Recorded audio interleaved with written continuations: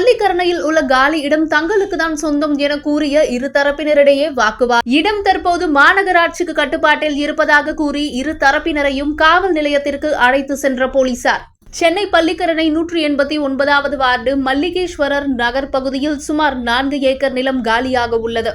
பள்ளிக்கரணையில் வசிக்கக்கூடிய ஒரு குடும்பத்தை சேர்ந்த நபர்கள், இந்த இடம் எங்களிடம்தான் கடந்த 50 ஆண்டுகளாக உள்ளது, நாங்கள் தான் வைத்திருந்ததாகவும் எங்களிடமிருந்து இந்த இடத்தை பறிக்க பலர் முயற்சி செய்வதாகவும் கூறுகின்றனர். அதேபோல் இந்த குடும்பத்தை எதிர்த்து சுமார் 50க்கும் மேற்பட்ட இஸ்லாமியர்கள் ஒன்று சேர்ந்து இந்த இடம் அரசு தங்களுக்கு இறுதி சடங்கு செய்வதற்காக வழங்கப்பட்டதாக கூறியதால் இரு தரப்பினரிடையே கடும் வாக்குவாதம் ஏற்பட்டது. தகவல் அறிந்து வந்த பள்ளிக்கரணை காவல் ஆய்வாளர் முருகேசன் மற்றும் உதவி ஆய்வாளர்கள் இரு தரப்பினரிடையே பேச்சுவார்த்தையில் ஈடுபட்டனர்.